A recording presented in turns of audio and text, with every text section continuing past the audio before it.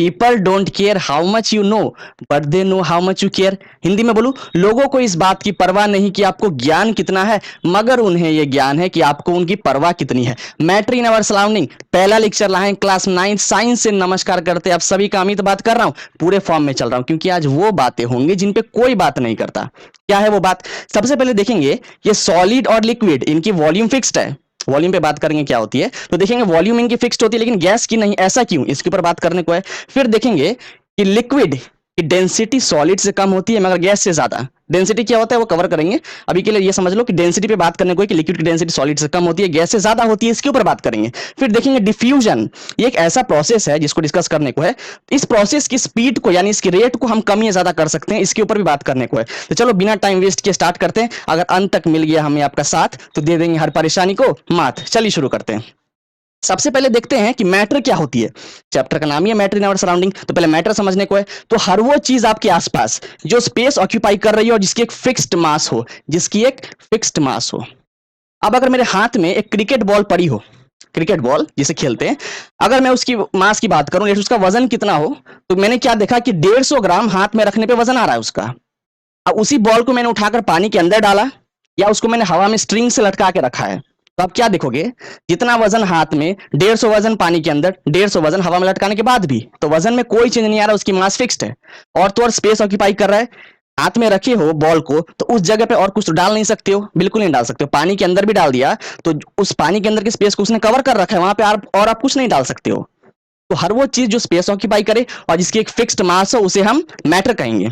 अब देखो, हम जिसको देख रहे हैं आसपास, आप अगर ऑब्जर्व करो तो हर एक चीज मैटर है। जिसको नहीं भी देख पाते हैं वो भी मैटर है। अब बोलोगे क्या है वो चीज, तो एयर की बात करते हैं, हवा की, क्या उसे हम देख सकते हैं? नहीं देख सकते, बस फील कर सकते हैं, महसूस कर सकते हैं। पता है वो भी मैटर होता है। कैसे मैटर?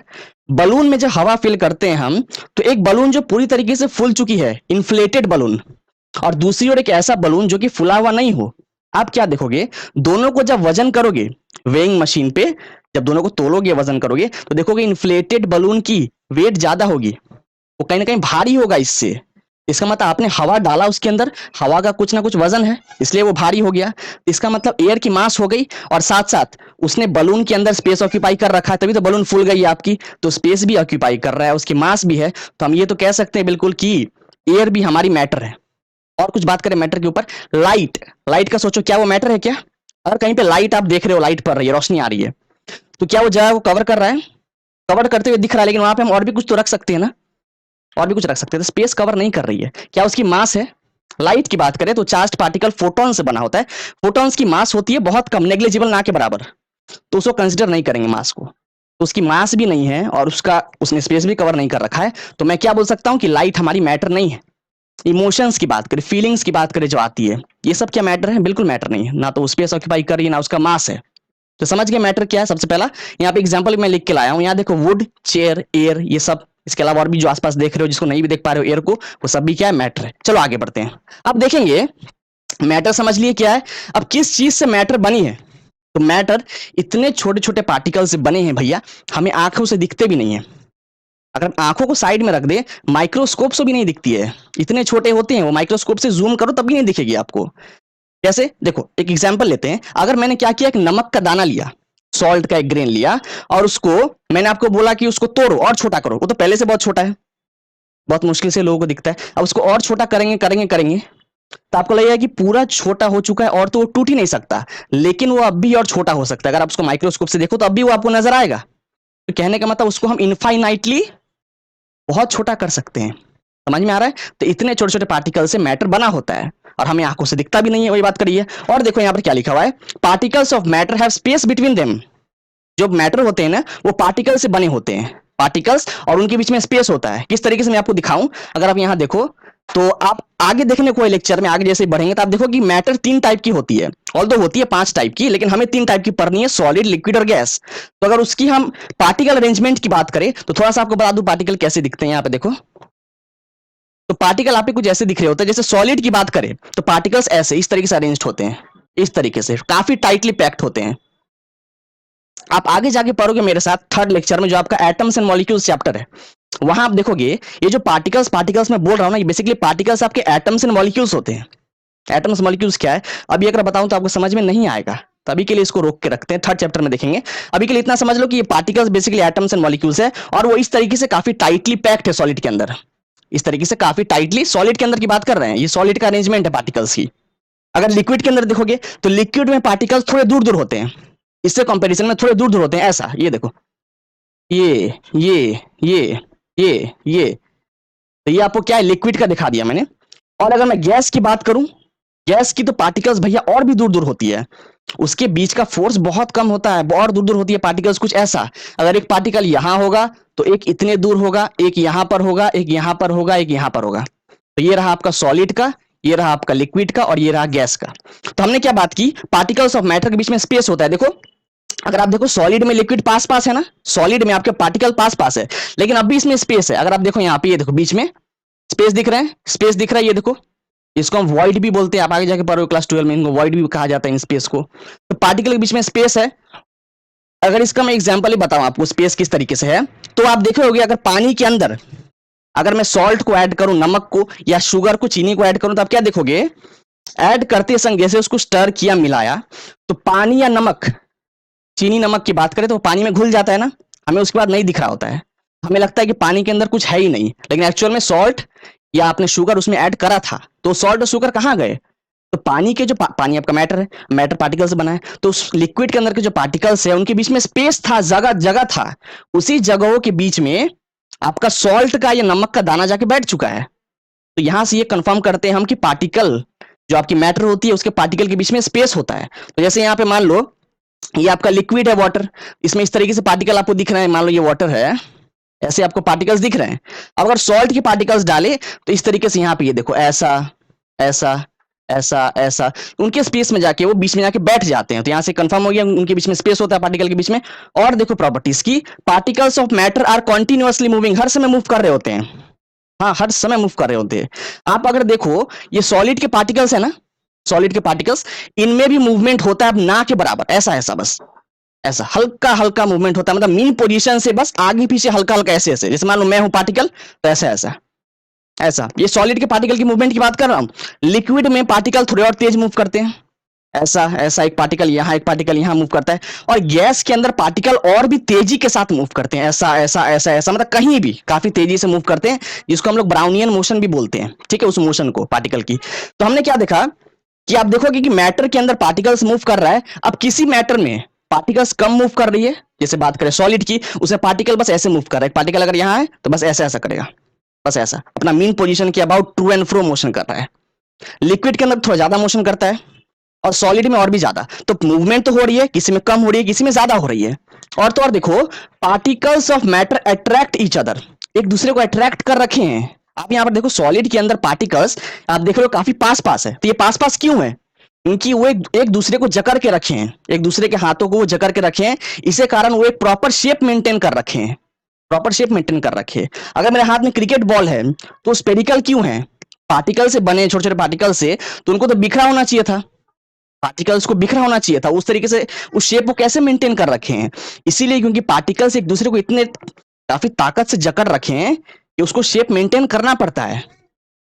यही अगर मैं बात करूं अट्रैक्शन की, तो आप देखोगे आगे कि लिक्विड के अंदर पार्टिकल की एक दूसरे के साथ अट्रैक्शन थोड़ा कम होता है एज कंपेयर टू सॉलिड, और गैस के अंदर तो ये अट्रैक्शन पार्टिकल की एक दूसरे के साथ ये और भी कम होता है, बहुत कम होता है। तो ये आगे देखने को है, तो हमने फटाफट सब कुछ देख लिया, कैरेक्टरिस्टिक्स देख ली, खूबी कि मैटर तो पार्टिकल से बना है, उसकी खूबी क्या क्या है सब कुछ डिस्कस कर लिया। अब इसको देख लेना अच्छे से।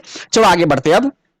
अब देखेंगे ये मैटर कितने फॉर्म में एग्जिस्ट कर सकता है, कितने तरीकों से हमें मैटर देखने को मिल सकता है। तो आप देखोगे 5 टाइप के 5 फॉर्म्स ऑफ मैटर हमें देखने को मिल सकता है, सॉलिड, लिक्विड, गैस, प्लाज्मा और बोस आइंस्टाइन कंडेंसेट। आपके सिलेबस से आपको मैं बता दूं, प्लाज्मा और बोस आइंस्टाइन कंडेंसेट हटा दिया गया है, इट्स नो मोर देयर। हमें बस सॉलिड, लिक्विड और गैस देखने को है। तो अभी जो भी हम बातें करेंगे अभी के लेक्चर में, तो सॉलिड, लिक्विड और गैस के ऊपर ही होगी। फटाफट से उनको देखते हैं। ऑल्दो एक बात बोलूं, मेरा तो बहुत मन था प्लाज्मा और बोस आइंस्टाइन कराने को, लेकिन ये हमारे हित में नहीं है, हमारे हाथ में नहीं है, तो हम बस सॉलिड, लिक्विड और गैस को ही देखेंगे। तो देखते हैं फटाफट से। पहले देखेंगे प्रॉपर्टीज ऑफ सॉलिड। प्रॉपर्टीज मतलब खूबी, किसी भी चीज को सॉलिड बोलने से पहले उसमें कौन कौन सी खूबी होनी चाहिए, उसके ऊपर बात करेंगे कि अगर आप सॉलिड हो तो क्या आप में ये सारी खूबियां हैं तो ही आप सॉलिड होंगे, नहीं तो नहीं होंगे। तो क्या क्या है, सबसे पहले देखो solids they have fixed shape. Fixed shape होता है, जैसे बात करें क्रिकेट बॉल की, वो एक सॉलिड है, उसका शेप मेंटेन्ड है, स्पेरिकल शेप का क्रिकेट बॉल अगर हो, पानी के अंदर डालोगे तब भी स्पेरिकल शेप का है, और अगर हवा में लटका दिया तभी स्पेरिकल शेप का ही है, तो शेप तो उसकी फिक्स्ड है। और तो और उसकी एक डेफिनेट वॉल्यूम होती है, डेफिनेट मतलब होता है फिक्स्ड, तो सॉलिड की वॉल्यूम फिक्स्ड है। ऐसा क्यों, इसको बता दिया आपको अच्छे से, वॉल्यूम होता है कि एक्चुअल में लोगों को समझ में नहीं आता ये वॉल्यूम क्या है, तो थोड़ा वॉल्यूम बता दिया। अगर आप यहां देखो, ये देखो, वॉल्यूम मतलब किसी स्पेस के अंदर आप कितना कंटेंट, कितने पार्टिकल्स को ठूस सकते हो, भर सकते हो, वो होता है उस शेप का वॉल्यूम। कहने का मतलब अगर आप यहां देखो, मेरे पास दो कंटेनर हो, एक लेट से ऐसा है, एक थोड़ा छोटा है, और एक कंटेनर उससे थोड़ा बड़ा है साइज में। अब आप बताओ, इन दोनों में से अगर मेरे को पानी डालना हो, वाटर, तो किस में ज्यादा आएगा? ऑब्वियसली इसमें पानी आपकी ज्यादा आएगी, इसमें आप ज्यादा पानी भर सकते हो, और इसमें पानी आपकी बहुत कम आएगी। तो अगर इन दोनों को कंपेयर करा जाए तो आप क्या बोलोगे कि दूसरे बीकर में पानी ज्यादा है, तो मैं ये भी बोल सकता हूं कि दूसरी बीकर की वॉल्यूम फर्स्ट वाले बीकर से ज्यादा है। तो वॉल्यूम समझ गए? तो सॉलिड के अंदर वॉल्यूम फिक्स्ड क्यों है? वॉल्यूम फिक्स्ड क्यों है? क्योंकि सॉलिड के अंदर आप देखो पार्टिकल्स कैसे हैं, ऐसे ऐसे हैं, पार्टिकल्स ऐसे ऐसे होते हैं आपके, काफी पास पास होते हैं, काफी पास पास होते हैं, है ना। अगर मान लो मेरे पास एक पत्थर हो, ये रहा एक पत्थर, इसके पार्टिकल्स ऐसे पास पास है, अब उस पत्थर को अगर मैं लेट से यहां पे डालूं, इसके अंदर यहां पे डाल दिया, उसी पत्थर को मैंने इस बीकर में डाला, तो यहां जाकर सेटल हो गया। अब देखो, जितना स्पेस उस पत्थर ने फर्स्ट वाले बीकर के अंदर घेर रखा है, उतना ही स्पेस क्या करेगा, सेकंड वाले बीकर के अंदर भी घेर रखा है उसने। इसका मतलब उसकी वॉल्यूम फिक्स्ड है ना। वॉल्यूम क्या होता है? वॉल्यूम मतलब कितना स्पेस वो कवर कर रखा है, उसके अंदर कितने कितने आप पार्टिकल्स ठूस सकते हो। तो सॉलिड के अंदर पार्टिकल्स काफी पास पास होते हैं, काफी पास पास, अट्रैक्शन बहुत ही स्ट्रांग होता है पार्टिकल्स का एक दूसरे के साथ, संबंध काफी अच्छे हैं उनके, तो इसलिए उनकी वॉल्यूम काफी हाई है। देखो पार्टिकल्स काफी पास पास है, तो वॉल्यूम इनकी काफी ज्यादा होती है। और तो और आप देखो, इनकी मास भी काफी ज्यादा है।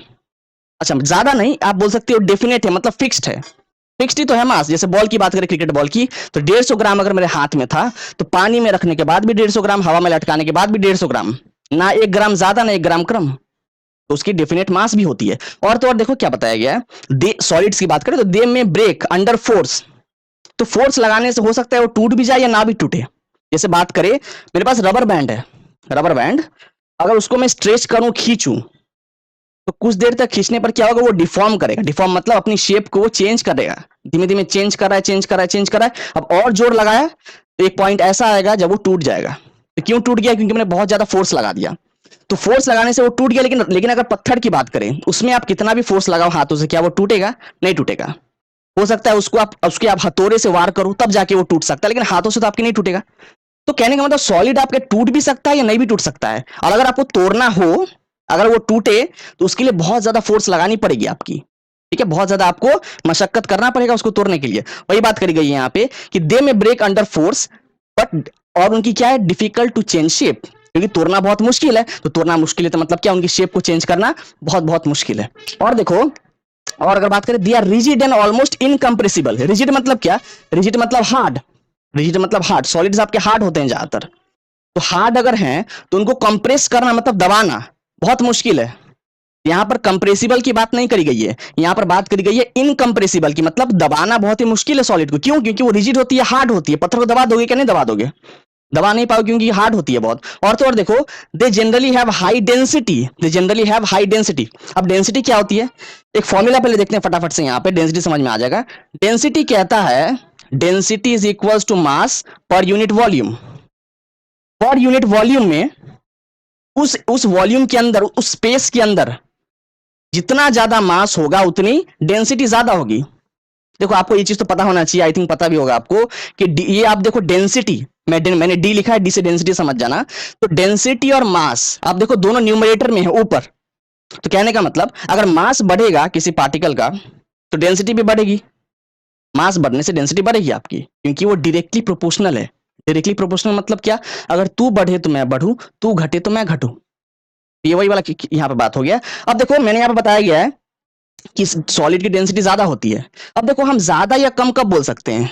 अगर एक चीज की कंपैरिजन दूसरे से करी गई हो, दूसरे से या तीसरे से करी गई हो, तो हम बोल सकते हैं कि भाई तुम्हारे कंपैरिजन में इसकी डेंसिटी ज्यादा है, या तुम्हारे कंपैरिजन में इसकी डेंसिटी कम है। तो आप देखोगे कि अभी तो हम सॉलिड डिस्कस कर रहे हैं, इसके बाद लिक्विड और गैस डिस्कस करने को है। तो जब उन दोनों से हम कंपेयर करें, तो देखोगे सॉलिड की डेंसिटी ज्यादा है। उन दोनों से कंपेयर करने पे, क्योंकि आप देखो पार्टिकल अरेंजमेंट की बात हमने कर ली कि पार्टिकल्स किस तरीके से अरेंज्ड है सॉलिड, लिक्विड और गैस के अंदर। अगर आप यहाँ पे देखो फटाफट से, तो सॉलिड में पार्टिकल्स काफी पास पास है ये वाले, लिक्विड में पार्टिकल्स थोड़े दूर दूर है, ऐसे ऐसे ऐसे ऐसे। यहाँ पे अगर मैं आपको यहाँ बता दूं, इधर देख लो, लिक्विड में आपके पार्टिकल्स, जस्ट अ सेकेंड, थोड़े दूर दूर होते हैं, कुछ ऐसा ऐसा होता है, ये रहा, ऐसा ऐसा ऐसा ऐसा ऐसा, ये लिक्विड में हो गए। और गैस में तो और दूर दूर हो जाएंगे, एक अगर यहां होगा, एक यहां होगा, एक यहां, एक यहां, एक यहां, और भी दूर दूर। अब अगर आप मुझे बताओ, अगर मैं चेक करूं तीनों की डेंसिटी, तो देखो एक काम करते हैं, यहां से मैंने इतना एरिया काटा सॉलिड का, ये देखो इतना एरिया काटा, इसमें कुछ नंबर ऑफ पार्टिकल्स आए। अगर मैंने वही सेम वॉल्यूम यहां से काटा, वही सेम वॉल्यूम अगर मैं लिक्विड से कट करूं, और अगर वही सेम वॉल्यूम मैं क्या करूं, गैस से कट करूं, क्या करूं, गैस से कट करूं, तो आप ही मुझे बताओ ज्यादा पार्टिकल्स, मतलब उसी वॉल्यूम के अंदर ज्यादा पार्टिकल्स आने के चांस किसमें ज्यादा है? तो आप खुद देख रहे हो सॉलिड के अंदर वही सेम वॉल्यूम कंसीडर करने पे तो ज्यादा पार्टिकल्स आपके आ सकते हैं, लिक्विड के अंदर थोड़े कम पार्टिकल्स आएंगे और गैस के अंदर पार्टिकल्स और भी कम आएंगे। और आपको पता है हम बात कर रहे हैं कि मैटर की मास होती है फिक्स्ड, डेफिनेट होती है। तो बेसिकली मैटर बना है पार्टिकल्स, तो पार्टिकल्स की अपनी अपनी मास होती है। मैटर पार्टिकल से बना है, हम बोलते हैं कि मैटर का मास डेफिनेट है, फिक्स्ड है।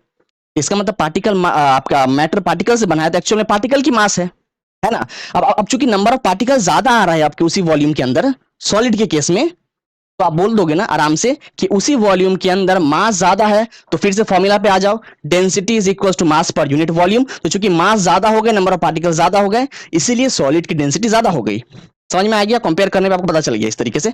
और देखो solids do not show diffusion. अभी डिफ्यूजन क्या होता है? डिफ्यूजन एक ऐसी प्रोसेस है जिसमें क्या हो रहा है, it is the spontaneous, it is spontaneous intermixing of particles of matter on their own. Spontaneous मतलब फटाफट से अपने आप दो अलग अलग मैटर के पार्टिकल्स अपने आप मिक्स हो जाए फटाफट से, काफी तेजी से, उसी को हम कहते हैं डिफ्यूजन। अब अगर मुझे बताओ, मेरे पास अगर सैंड पड़ा हो किसी बीकर के अंदर, रेत पड़ा हो, सैंड पड़ा हो, और उसके अंदर मैंने पत्थर को ऐड करा, और आपको लगेगा कि पत्थर तो मुझे दिख नहीं रहा है यार, लेकिन अगर उसको मैं खोजूं अगर थोड़ा अच्छे से, अंदर में हाथ डालोगे तो पत्थर जरूर आपको हाथ हाथ में आ जाएगा। तो कहने का मतलब वो डिफ्यूज नहीं हुआ, मिक्स नहीं हुआ, मिक्स नहीं हुआ ना। तो सॉलिड की डिफ्यूजन रेट, उसकी स्पीड कम होती है, सॉलिड में डिफ्यूजन होता ही नहीं है। आप बोलोगे चीनी में नमक को ऐड कर दे रहे हैं, चीनी में नमक को ऐड कर दिया, उसको मिला दिया, तो अगर दूर से कोई बंदा देखे, उसको लगेगा कि हाँ यार इसमें तो कोई एक ही चीज दिख रहा है, चीनी दिख रहा है या नमक दिख रहा है। लेकिन अगर नजदीक जाओगे तो आपको साफ साफ दिखाई देगा कि हाँ इसमें दो दो चीजें हैं, चीनी भी है और नमक भी है। तो कहीं ना कहीं अगर वो डिफ्यूज हो जाता तो हमें एक ही चीज दिख रही होती है, एक ही स्टेट में वो, लेकिन दो चीजें तीन चीजें अलग अलग दिख रही है, इसका मतलब डिफ्यूजन नहीं हो पाया सॉलिड के अंदर। तो इतना याद रखना कि सॉलिड में डिफ्यूजन होना पॉसिबल है ही नहीं। और तो और देखो एक और लास्ट पॉइंट है, सॉलिड के अंदर इंटरमॉलिक्यूलर फोर्स ऑफ अट्रैक्शन बहुत ज्यादा होती है, ज्यादा नहीं बहुत ही ज्यादा। अब ये इंटरमॉलिक्यूलर क्या होता है? इंटर स्कूल कंपटीशन सुने हो, इंटर स्कूल कंपटीशन, इसमें क्या होता है, एक स्कूल के बच्चे दूसरे स्कूल के बच्चों से कॉम्पीट कर रहे होते हैं, है ना। रेस वगैरह जब होता है, अलग अलग आपकी कंपटीशन जब होते हैं, तो एक स्कूल के बच्चे दूसरे स्कूल के बच्चों से कॉम्पीट कर रहे होते हैं। इसी तरीके से इंटरमॉलिक्यूलर फोर्स मतलब एक मैटर है, चाहे सॉलिड लिक्विड या गैस हो, पार्टिकल से बने हैं। पार्टिकल्स मतलब क्या, मैंने आपको पहले बताया, एटम्स और मॉलिक्यूल्स ही होते हैं, वो एटम्स या मॉलिक्यूल्स वो पार्टिकल्स कहलाते हैं। तो इंटरमॉलिक्यूलर फोर्स मतलब एक मॉलिक्यूल का दूसरे के साथ फोर्स, इंटरमॉलिक्यूलर अपने आसपास, इंटरमॉलिक्यूलर मतलब क्या, अपने सहयोगी, अपने सपाटियों के आसपास का फोर्स वो काफी ज्यादा है किसके अंदर, सॉलिड के अंदर। क्यों काफी ज्यादा क्यों है? ये तो ऑब्वियस बात है, क्योंकि पार्टिकल काफी पास पास है, सॉलिड में पार्टिकल काफी पास पास है। पास पास क्यों है? क्योंकि काफी तेजी से, काफी जोर से जकड़ के रखा है, इसलिए तो पास पास है। और लिक्विड में क्या है, थोड़े पार्टिकल्स दूर दूर है, तो वहां पे जकड़न, उनके बीच का अट्रैक्शन कम होगा। गैस के अंदर पार्टिकल्स और दूर दूर है, और दूर दूर है गैस के अंदर पार्टिकल्स, तो वहां पे अट्रैक्शन और भी वीक होगा। तो हमने यहाँ पे बात करी सॉलिड की इंटरमॉलिक्यूलर फोर्स ऑफ अट्रैक्शन बहुत ही ज्यादा है, इसके कंपैरिजन में, लिक्विड और गैस के कंपैरिजन में। समझ गए? तो सॉलिड की ये सारी प्रॉपर्टीज हमने देख ली फटाफट से। अब दूसरा हमारा जो फॉर्म है, दूसरा जो हमारा स्टेट ऑफ मैटर है, वो है लिक्विड। उसके ऊपर बात करते हैं, उसी कुछ खूबी देखते हैं कि किसी भी चीज को लिक्विड बोलने से पहले कि तुम यार लिक्विड हो, तुम्हारी अगर ये सारी प्रॉपर्टीज तुम्हारे अंदर दिख रही है, तो तुम लिक्विड कैटेगरी में बिल्कुल फिट हो जाओगे। वो प्रॉपर्टीज क्या क्या है उन पर ध्यान देते हैं। सबसे पहला ये देखो, liquids do not have fixed shape, उनकी तो फिक्स्ड शेप है ही नहीं। आपने क्या किया, पानी को यहां देखो, आपने एक टम्बलर के अंदर डाला, आपके पास एक टम्बलर हो, यहाँ पे ये देख लो, ये रहा टम्बलर, मतलब एक ग्लास, और आपके पास एक बीकर हो, एक बीकर हो। पानी को अगर डालोगे इस टम्बलर के अंदर तो वो उसका शेप ले लेगा, टम्बलर का शेप ले लेगा, और अगर पानी को डालोगे इस बीकर के अंदर तो इस बीकर का शेप ले लेगा वो पानी। इसका मतलब उसी कोई फिक्स्ड शेप तो है ही नहीं। सिर्फ पानी की ही बात नहीं करे, कोई सा भी लिक्विड आपका हो गया, कोई सा भी लिक्विड, चाहे आपके पास डीजल हो, पेट्रोल हो, अल्कोहल हो, केरोसिन हो, कुछ भी हो, तो कोई सा भी फ्लूइड की शेप फिक्स्ड नहीं होती है। और तो और देखो, दे डू नॉट, उनकी लेकिन वॉल्यूम फिक्स्ड होती है, बिल्कुल वॉल्यूम फिक्स्ड है। अब वॉल्यूम क्यों फिक्स्ड है, तो आप देखो, मैंने आपको बताया कि अगर पार्टिकल अरेंजमेंट फिर से देखें तो पार्टिकल्स कुछ ऐसे हैं, ऐसे ऐसे ऐसे ऐसे। लिक्विड के अंदर थोड़े दूर दूर होते हैं पार्टिकल्स, ऐसे ऐसे होते हैं, ऐसे ऐसे होते हैं। अब देखो बात समझो, एक आपका कंफ्यूजन पहले मैं दूर कर दूं। पार्टिकल्स ऐसे ऐसे हैं लिक्विड के, मान लो अगर वो मेरे पास पानी अगर हो, इस पानी को इसमें डाले, और अगर यही पानी को मैं इसमें डालूं, तो क्या बड़े वाले बीकर में डालने से क्या पार्टिकल्स दूर दूर फैल जाएंगे क्या? ऐसा बिल्कुल नहीं होता है। ये मिसकंसेप्शन अपने दिमाग से निकाल देना। आपका पानी किसी भी शेप के कंटेनर में रखा हो, उसकी जो पार्टिकल की डिस्टेंस होगी, जैसे मान लो तो बहुत सारे पार्टिकल्स होंगे पानी के अंदर, मैं बस दो पार्टिकल को पकड़ूं इस तरीके से, देखो यार क्लियर कर ही दो अच्छे से। अगर दो पार्टिकल को पकड़ूं ऐसे इस तरीके से, ये देखो इस तरीके से पकड़ के रखा है, अगर मैंने उसको टम्बलर से निकाल के मान लो बीकर में डाल दिया, तो हो सकता है कि ये ऐसे से ऐसा हो जाए, ऐसे से ऐसा हो जाए, ऐसे से ऐसा हो जाए, ऐसे से ऐसा, ऐसे से ऐसा। लेकिन ऐसे से वो ऐसा नहीं होगा, ये आपके पार्टिकल्स यहां से यहां नहीं आ जाएंगे। तो कहने का मतलब उनके बीच में एक फोर्स ऑफ अट्रैक्शन, एक दूसरे को अट्रैक्ट करके रखे हुए हैं, वो थोड़ा वीक होता है एज कंपेयर टू सॉलिड, लेकिन वो अट्रैक्शन इतना भी वीक नहीं है कि उसको अगर मैं कंटेनर टू कंटेनर चेंज करूं, छोटे कंटेनर से बड़े कंटेनर में ले जाऊं, तो अट्रैक्शन टूट जाए, अट्रैक्शन और ज्यादा मजबूत हो जाए, नहीं होता है ऐसा। वो अट्रैक्शन जितना है उतना ही रहेगा। इसका मतलब एक पार्टिकल दूसरे से जितने दूरी पे उतने दूरी पे ही रहेगा वो। तो इसका मतलब, तो आप देखो एक पार्टिकल एक से, मतलब जितने दूरी पे एक दूसरे से है उतने पे ही रहता है, तो मैं बोल सकता हूं कि वॉल्यूम इसकी फिक्स्ड है ना। अरे वॉल्यूम होता क्या, वॉल्यूम मतलब किसी शेप के अंदर कितने पार्टिकल्स भरे हुए हैं। तो आप क्या देख रहे हो, आप अगर इसको काटोगे, अगर आपने इस वाले केस के अंदर, टम्बलर की केस के अंदर आपने क्या देखा, पार्टिकल्स इस तरीके से हैं, तो यहां से काटा, ये तीन पार्टिकल्स आए। आपने क्या देखा, इसी पानी को मैंने जब बीकर में डाला और वहां से जब काटा पार्टिकल्स को, तो वहां पे भी तीन पार्टिकल्स आए इस तरीके से, है ना, इस तरीके से तीन तीन पार्टिकल्स आए। तो आप बोल सकते हो कि लिक्विड की वॉल्यूम तो फिक्स्ड है, क्योंकि नंबर ऑफ पार्टिकल्स उस पर्टिकुलर आपकी एरिया में उतनी आ रही है, तो उसकी इसका मतलब उसका वॉल्यूम फिक्स्ड है। हर एक लिक्विड की, हर एक की बात करें। और तो और देखो, दे हैव डेफिनेट मास, उनकी मास भी तो फिक्स्ड ना। अगर मान लो ये पानी को मैंने यहां पे डाला, इसका अपना कुछ मास होगा, कुछ वजन होगा, और उसी पानी को इस बीकर पे डालने पे उसकी अपनी कुछ मास होगी, वजन होगी। तो पानी को ऐसा नहीं कि मैंने टम्बलर से लेकर बीकर में डाल दिया तो उसकी वजन बढ़ जाएगी या घट जाएगी ना, ऐसा नहीं होगा। समझ में आ रहा है, जितना वजन आपकी टम्बलर में होगी उतना ही वजन उसके बीकर में जाने पर भी होगी। हाँ, हो सकता है थोड़ा फैल जाए, वो पार्टिकल्स की फैलने की बात नहीं कर रहा हूं मैं, वो मतलब उसका लेयर स्प्रेड हो जा रहा है।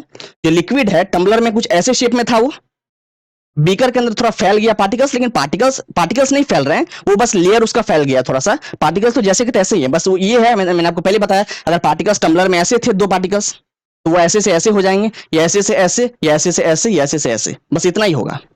समझ में आ गया? तो उनका मास भी फिक्स्ड है, हमने ये देखा। और तो और देखो, they flows from higher level to lower level.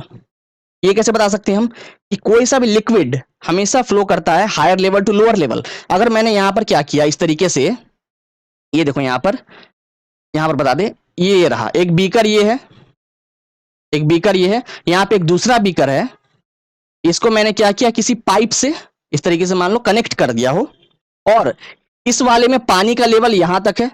Basically पानी की बात करें, लिक्विड में समझ में आ जाएगा अच्छे से, और ऑल दो कोई सा भी लिक्विड हो सकता है आपके पास, तो इसमें पानी यहां तक है, और इस वाले केस में आपकी पानी यहां तक है, यहां तक पानी भरी हुई है।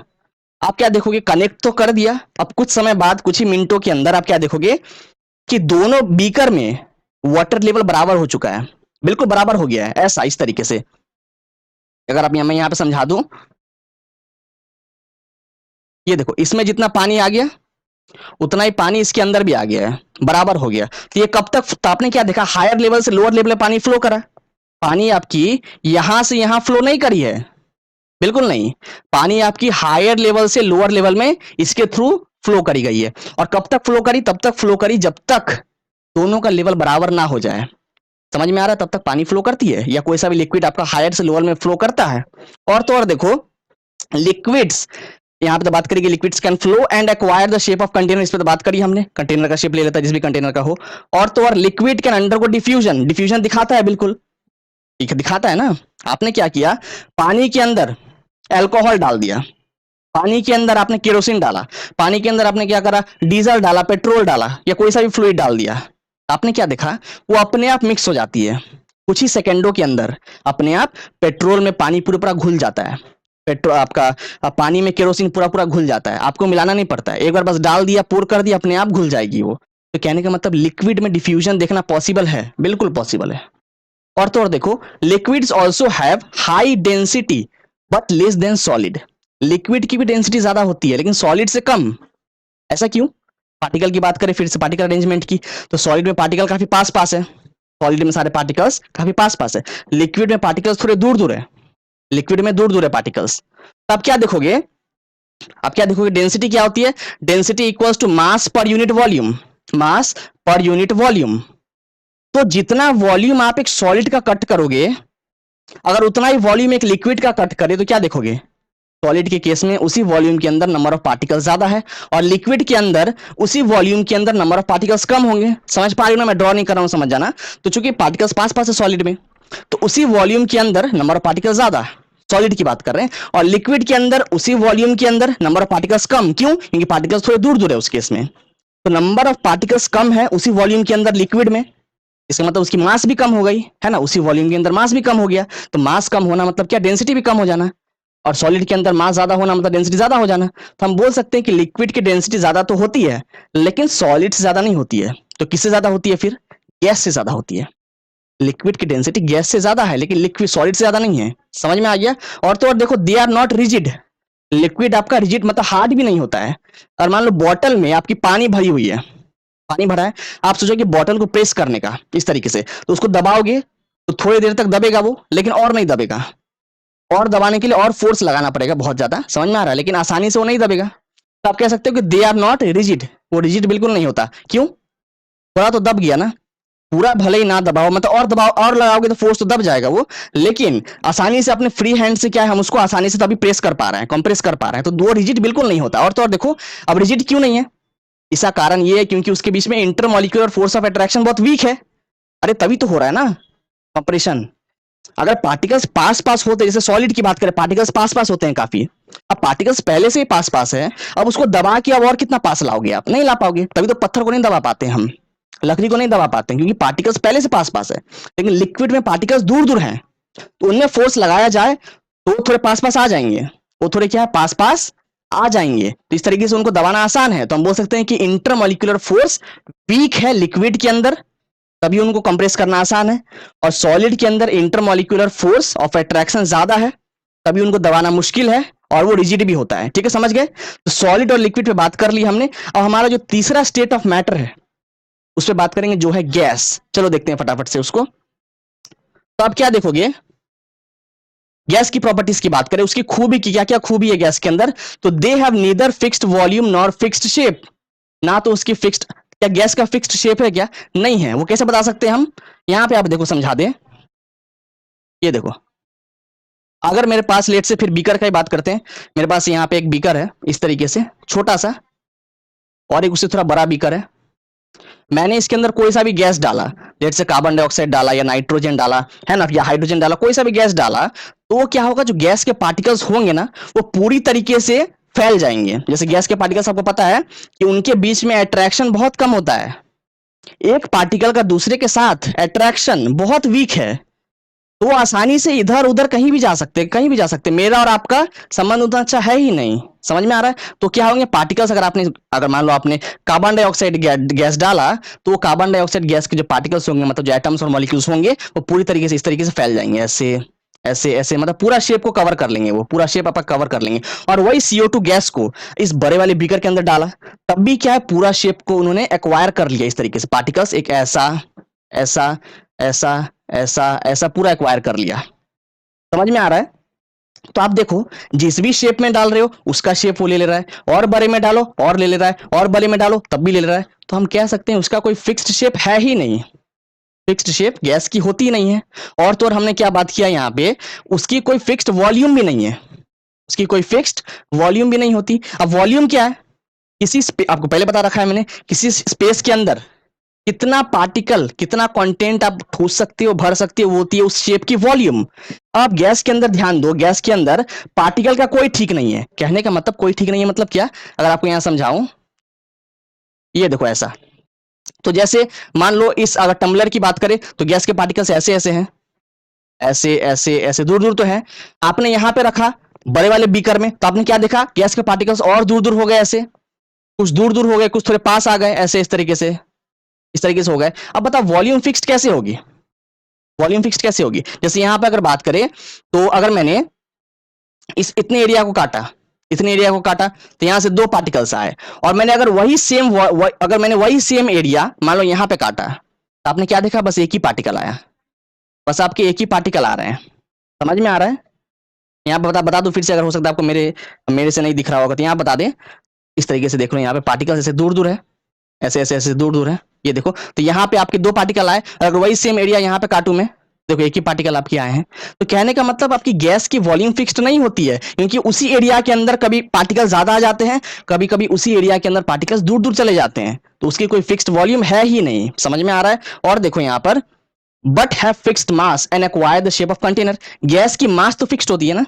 देखो गैस आपका ऑल पूरी तरीके से फैल जा रहा है, टम्बलर में रखा गैस के ग्लास के अंदर, तो टम्बलर का पूरा शेप ले लिया, बीकर में रखा तो उसका पूरा शेप एक्वायर कर लिया, हर जगह फैल गया। अगर उसको टैंक में रखा तो टैंक की जो जितनी भी उसकी एरिया है, जितनी शेप है, उस पूरी को कवर कर लिया उसने।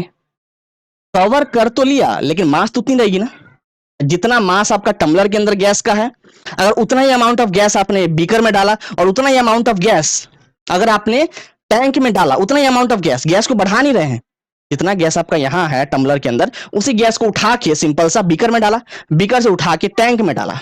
अगर आप मेजर करोगे, आप तीनों के क्या हो, अगर मेजर करोगे वजन को, आप क्या देखोगे, तीनों का वजन बराबर आ रहा है, इसका मतलब उनका मास फिक्स्ड होता है, गैस की मास चेंज नहीं होती है। समझ में आ गया, बिल्कुल। और तो और they acquires the shape of container, जिस भी कंटेनर में रखोगे उसका शेप वो ले लेगी। और देखो गैसेस आर हाईली कंप्रेसिबल, बहुत ज्यादा उनको दबा सकते हैं। अभी देखो मेरे आसपास भी तो गैस है ना, मेरे आसपास बहुत सारे गैस होंगे, ऑक्सीजन होगा, नाइट्रोजन होगा, कार्बन डाइऑक्साइड होगा, तो बहुत सारे गैस होंगे। अब देखो आराम से दबा पा रहे हैं, अभी भी तो गैस है, तभी तो सांस ले पा रहे हैं, ब्रीथ कर पा रहे हैं हम, है ना। देखो दबा दिया आराम से, आराम से दबा पा रहे हैं। तो इसका मतलब इसी कंप्रेशन बहुत ज्यादा होती है as compare to solid and liquid, क्योंकि यहाँ पार्टिकल्स बहुत दूर दूर है, एक पार्टिकल्स यहाँ होगा, दूसरा यहाँ होगा, तीसरा यहाँ, चौथा यहाँ, पांचवा यहाँ, छठा यहाँ, इतने दूर दूर पार्टिकल्स है, इनको कंप्रेस करना बहुत ही आसान है, आराम से कंप्रेस कर लोगे, so they are highly compressible. और देखो they exerts pressure on the wall of container in which they are stored, तो जिस भी कंटेनर में स्टोर करोगे उस पर वो प्रेशर क्रिएट करेगा। मैंने आपको बताया ना, मैंने आपसे बात की थी कि particles of matter are continuously moving. हमने क्या देखा, सॉलिड के अंदर पार्टिकल्स काफी पास पास होते हैं, तो उसमें उनमें मूवमेंट होता है पार्टिकल, लेकिन ऐसा होता है मूवमेंट, अगर पार्टिकल ऐसा हो तो ऐसा ऐसा होगा। सॉलिड की बात कर रहे हैं, पार्टिकल ऐसे ऐसे मूव करेगा। आप ही बताओ, ऐसे ऐसे अगर मूव करेगा पार्टिकल, तो वो क्या ही प्रेशर क्रिएट करेगा। जिस भी कंटेनर में रखा है आपका सॉलिड, मान लो पत्थर रखी हो, या आपका किसी बीकर के अंदर मान लो आपका लकड़ी रखा हो, तो उसके पार्टिकल्स ऐसे ऐसे बस मूव कर रहे हैं, तो वो क्या ही प्रेशर क्रिएट करेंगे। वहीं अगर मैं लिक्विड की बात करूं तो उसमें थोड़ा ज्यादा होता है मूवमेंट, मैं मानता हूं पार्टिकल की, लेकिन इतना भी ज्यादा नहीं है कि वो बहुत ज्यादा प्रेशर क्रिएट करे। उनमें मूवमेंट होता है, ऐसा ऐसा ऐसा ऐसा ऐसा ऐसा मूवमेंट है, लेकिन वो प्रेशर ज्यादा क्रिएट नहीं कर, हल्का फुल्का प्रेशर क्रिएट करेगी, लेकिन ज्यादा प्रेशर क्रिएट नहीं कर पा रही है। लेकिन गैस के अंदर क्या है, गैस के अंदर पार्टिकल्स दूर दूर है, तो वो काफी तेजी से मूव करते हैं। एक तो दूर दूर है काफी ज्यादा, और काफी तेजी से, याद रखो फिर से बोल रहा हूं, काफी तेजी से। मोशन सॉलिड के अंदर भी है पार्टिकल्स की, लिक्विड में भी है और गैस में भी है, लेकिन स्पीड की बात करें तो मोशन की जो स्पीड है वो सबसे ज्यादा पार्टिकल की गैस के अंदर होती है। इसीलिए आप ही खुद सोचो, अगर तेजी से आप मूव करोगे हर जगह, आप टकराओगे दीवारों पर, आपको चोट आएगा। इसका मतलब आपने एक प्रेशर क्रिएट करा वहां पर, आपने एक प्रेशर क्रिएट करा वॉल पे। उसी तरीके से हम बोल सकते हैं कि गैस की जो पार्टिकल्स है, they create exerts pressure on the wall of the container in which they are stored. बहुत सिंपल था। और देखो gases can flow easily in all direction, हर डायरेक्शन में गैस आपका फ्लो कर सकता है। इसका एग्जांपल दूं आपको, अगर मान लो एक रूम है, उस रूम के किसी एक कोने में आपकी इंसेंस स्टिक, अब क्या होता है इंसेंस स्टिक, अगरबत्ती, इंसेंस स्टिक अगर जल रही हो तो आप क्या देखोगे, अगर मान लो मैं इस कोने में बैठा हूं, कोई मेरा एक दोस्त उस कोने में बैठा है, कोई एक और यहां बैठा हुआ है, तो कुछ ही सेकंडों के अंदर, कुछ ही सेकेंडों में उसको भी उसका सुगंध आएगा, मुझे भी आएगा और उसे भी आएगा। तो ऐसा क्यों हुआ? हम तीनों को क्यों आ रहा है भाई? सिर्फ मुझे आ रही है, तुम्हें नहीं आनी चाहिए थी। सिर्फ तुम्हें आ रही है, मुझे नहीं आनी चाहिए थी। सबको क्यों आ रही है? वो इसीलिए क्योंकि जो आपका इंसेंस स्टिक जल रहा है और उसकी जो गैस निकल रही है वेपर, उसमें पार्टिकल्स होंगे।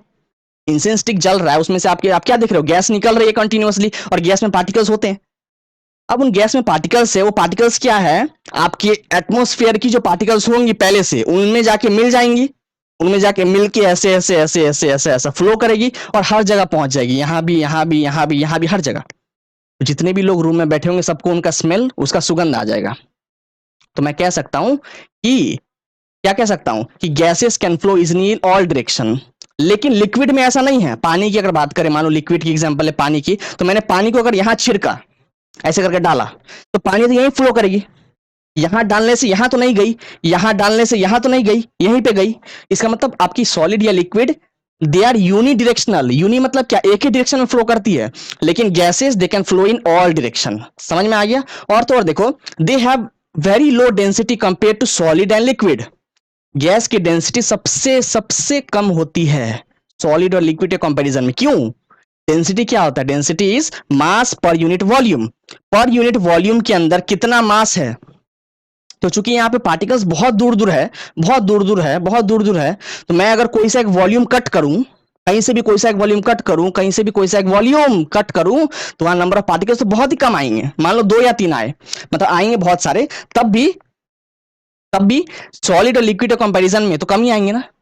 सॉलिड और लिक्विड के कंपैरिजन में कम ही आएंगे पार्टिकल्स, क्योंकि सॉलिड में पार्टिकल्स पास पास है काफी, लिक्विड में उससे थोड़े दूर है और गैस में और दूर दूर है। तो उसी वॉल्यूम के अंदर सॉलिड और लिक्विड में पार्टिकल्स ज्यादा होंगे, लेकिन उसी वॉल्यूम के अंदर गैस के अंदर पार्टिकल्स कम आएंगे। और चूंकि पार्टिकल की अपनी मास होती है, तो पार्टिकल नंबर ही जब कम है तो मास भी कम हो गया। अब मास कम हो गया तो डेंसिटी कम हो गया। तो हम बोल सकते हैं कि गैस की डेंसिटी सबसे कम होती है as compare to solid and liquid. समझ गए? चलो आगे बढ़ते हैं।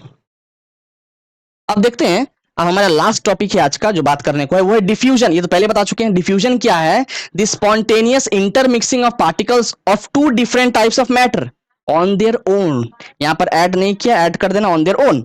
स्पॉन्टेनियस मतलब फटाफट, इंटरमिक्सिंग मतलब एक दूसरे से मिल जाना। किसका मिल जाना? पार्टिकल्स का मिल जाना। कौन से पार्टिकल्स के? दो अलग अलग मैटर के पार्टिकल के अपने आप फटाफट से मिल जाना, इसी को कहते हैं डिफ्यूजन। समझ में आ रहा है? डिफ्यूजन रेट हमने क्या देखा? सबसे ज्यादा किसमें होती है? डिफ्यूजन रेट सबसे ज्यादा होती है गैस में, और उससे थोड़ी कम होती है लिक्विड में, और सबसे कम होती है सॉलिड में। देखो, एक दूसरे को अगर मिलना है, मान लो एक मैटर के पार्टिकल को दूसरे मैटर के पार्टिकल से मिलना है, तो क्या होगा? क्या होगा? इसके पार्टिकल उसके अंदर घुसेंगे। अगर इसके अंदर स्पेस होगा किसी एक मैटर के पार्टिकल के अंदर, तो उसके अंदर दूसरे मैटर का पार्टिकल जाकर घुस जाएगा, तभी तो हम बोलेंगे ना इंटरमिक्सिंग हुई है। लेकिन सॉलिड में क्या है? सॉलिड में पार्टिकल्स पहले से ही पास पास है, उसके अंदर स्पेस है लेकिन बहुत कम। अब उसके अंदर आप और चीज ठूस नहीं सकते और पार्टिकल्स डाल ही नहीं सकते, बहुत ना के बराबर स्पेस होती है। तो मतलब डिफ्यूजन रेट बहुत कम है सॉलिड के अंदर। हाँ, लिक्विड में थोड़ी ज्यादा होती है आपकी सॉलिड से, क्योंकि उसमें थोड़े थोड़े स्पेस होते हैं ज्यादा, तो उसमें पार्टिकल जा सकते हैं। तभी तो आपने देखा होगा कि आपके पानी में चीनी, शक्कर आपका घुल जाता है, पानी में नमक, सॉल्ट आपका घुल जाता है, क्योंकि उसमें स्पेस होती है। उतना स्पेस कैपेबल है चीनी या नमक को अपने अंदर सीमित करने के लिए, उसको घोलने के लिए। और गैस में तो और भी ज्यादा है। अभी तो आपके आस ही पास देखो कितने सारे गैस होंगे, सिर्फ ऑक्सीजन तो होगा नहीं, बहुत सारे गैस होंगे। तो गैस में डिफ्यूजन तो बहुत ज्यादा होती है। सबसे ज्यादा डिफ्यूजन की रेट होती है, स्पीड होती है किसमें? गैस के अंदर। अब मैंने आपको यहां पर बताया, ये देखो, the rate of diffusion increases with increasing temperature. Temperature बढ़ाने से, ये बहुत इंपॉर्टेंट है, अच्छे से सुन लो, टेम्परेचर के बढ़ाने से डिफ्यूजन की रेट यानी उसकी स्पीड बढ़ जाती है। अगर अगरबत्ती आपको आपने जला नहीं रखा है, बस एक कोने में पड़ी हुई है, उसके बहुत नजदीक जाना पड़ेगा उसके स्मेल को लेने के लिए, है ना? क्या जो अगरबत्ती नहीं जल रही हो उसकी स्मेल आपको आ जाएगी क्या? कोने में बैठे बैठे नहीं आएगी। उसके सामने जाओगे तो, अगर उसके बहुत नजदीक गए तब जाके आपको उसकी स्मेल आएगी। लेकिन अगर उसी अगरबत्ती को जला दिया, जलाया मतलब क्या? उसकी टेम्परेचर को बढ़ाया, उसको हीट दिया, हीट देने से उसकी टेम्परेचर बढ़ गई। टेम्परेचर बढ़ने से क्या हुआ? अब उसके पार्टिकल्स, वेपर मतलब उसकी जो गैस निकल रहे, गैस के पार्टिकल्स बाहर है, बाहर निकल रहे, खुला आजादी से बाहर निकल रहे, सारे पार्टिकल्स बाहर निकल रहे हैं एटमॉस्फेयर के पार्टिकल से जाके फटाफट से मिल रहे हैं, फ्लो कर रहे हैं, ऐसा ऐसा ऐसा हमारे तक पहुंच रहे हैं, तो डिफ्यूजन रेट बढ़ रही है। तो आप कह सकते हो rate of diffusion increases with the increase in temperature. और जैसे टेम्परेचर कम करोगे तो फिर क्या होगा? डिफ्यूजन आपकी कम जाएगी। तभी तो आपने देखा होगा ना, जो खाना गर्म होता है किचन में मम्मी खाना बना रही हो, अभी तो बहुत लोगों को तो पानी भी आ गया होगा मुंह में। किचन में मम्मी खाना अगर बना रही हो तो आपको स्मेल आता है ना, सुगंध, वाह वाह, मजा आ गया आज तो। आपको स्मेल आ रहा होता है एक रूम में बैठे बैठे।